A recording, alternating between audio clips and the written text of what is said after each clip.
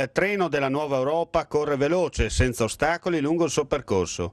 L'iter burocratico per la trasformazione di Gorizia in città metropolitana senza confini è ben avviato. Nei mesi scorsi i governi di Italia e Slovenia hanno siglato l'accordo di collaborazione che prevede la nascita di un'unica entità territoriale, accorpando tra loro le municipalità di Gorizia, Nova Gorica e St. Peter Vertojba, riunendo dopo oltre 65 anni il vecchio comune isontino, disgregato al termine dell'ultimo conflitto mondiale, cedendo i quartieri e frazioni orientali all'allora Repubblica Federativa Socialista di Jugoslavia. Oggi che la cortina di ferro non esiste più, si può tornare dove si aveva lasciato. Gorizia, città d'Europa, è molto più di un accordo, è il chilometro zero da cui partirà il rilancio di tutta la regione Friuli Venezia Giulia. I tempi dei sentimentalisti, irredentisti e nazionalisti lascia il passo in modo definitivo al concetto pratico di essere europei.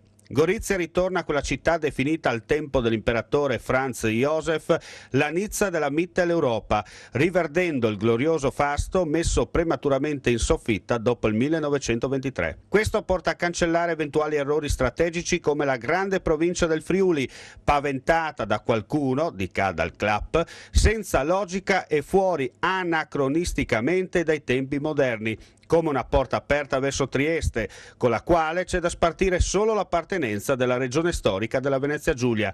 Gorizia è sempre stata un bellico del mondo friulano, slavo e mitteleuropeo, basi da cui bisogna fare tesoro per ripartire verso il domani.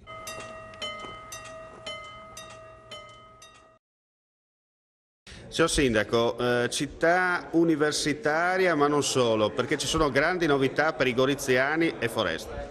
Ma dicevi, oggi la Giunta ha approvato innanzitutto la convenzione con l'Università di Trieste, la facoltà di architettura resterà nella nostra città anche per il quarto e quinto anno, quindi avremo 5 anni nel completo corso di laurea di architettura a Gorizia, che diventerà una scuola sempre più autonoma, io mi auguro, rispetto a quella che è la facoltà, quello che è l'Università di Trieste.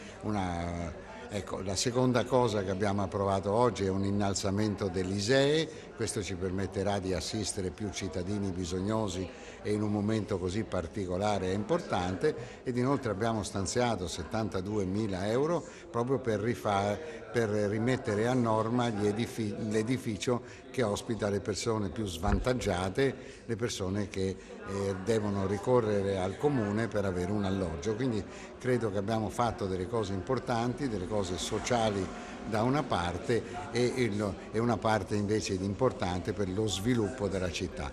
Io ho dichiarato, e ritengo che sia così, che la cosa più importante che questa Giunta ha fatto, e ne ha fatte tante di cose importanti, sia stata quella proprio di sviluppare la città universitaria. Cosa molto importante da sottolineare: in tempi in cui la cinghia si stringe, il comune invece fa qualcosa. Dobbiamo fare qualcosa, non possiamo lasciare i nostri cittadini nella situazione nella quale alcuni si trovano, dobbiamo essere vicini alle fasce più deboli e credo che lo stiamo facendo con coerenza.